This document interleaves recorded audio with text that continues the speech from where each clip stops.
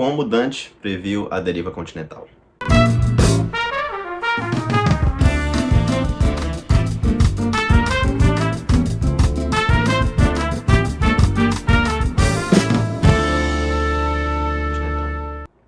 Então, em 1912, o Alfred Wegener, não sei se estou pronunciando corretamente, propôs à comunidade científica, num congresso de Frankfurt, a inusitada ideia de que todos os continentes do mundo, ora dispersos, já foram reunidos em um só, a Pangeia.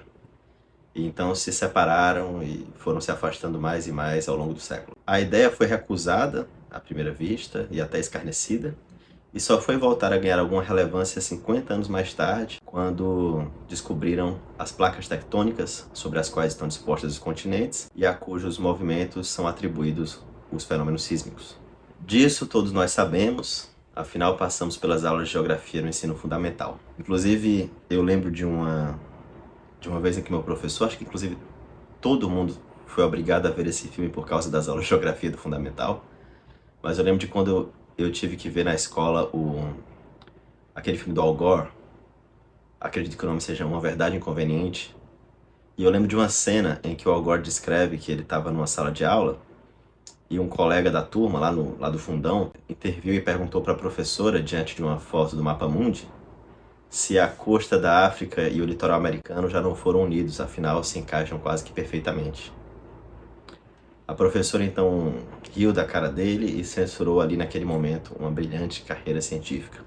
É curioso então a gente pensar que até relativamente pouco tempo atrás, tanto os contemporâneos do Wegener como a professora do Al Gore riam e rejeitavam essa ideia que hoje nós temos por platitude, por fato consumado, de que os continentes já estiveram dispostos de outra forma e se movem ao longo dos anos.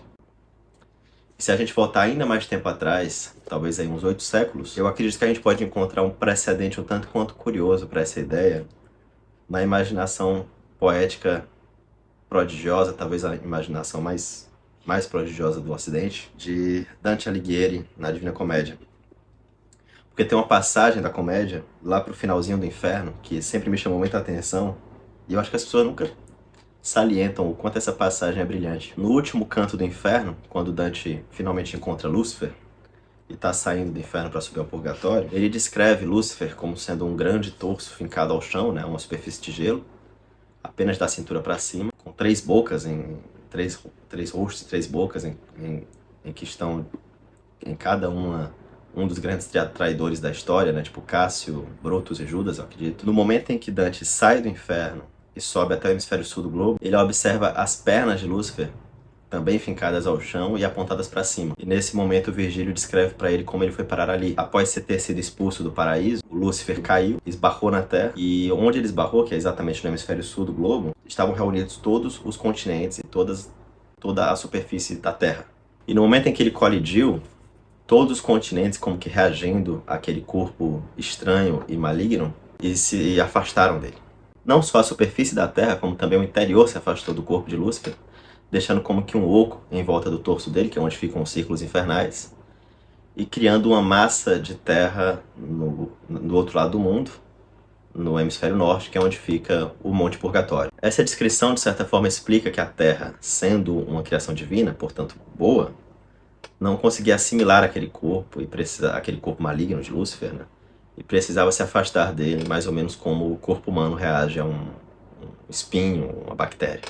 O que é interessante é que, por um caminho inusitado, e graças à sua imaginação poética, Dante conseguiu fornecer uma explicação para por que as coisas estão do jeito que estão, né? Por que o mundo está do jeito que está. E por mais que ele se use de ferramentas simbólicas, míticas, alegóricas, o que seja, a intuição de Dante coincide com uma intuição a que nós, modernos, só fomos chegar nos anos 60 e que até pouco tempo atrás era recusada por acadêmicos e até talvez motivo de escárnio. É claro que não existe em Dante uma comprovação da deriva continental, mas existe sim, intuída, a ideia de que os continentes já estiveram reunidos em um lugar e se moviam. Na sua época, bem antes das grandes navegações, ele sequer dispunha de um mapa mundi para poder basear seu chute, por exemplo, na semelhança entre o contorno dos continentes.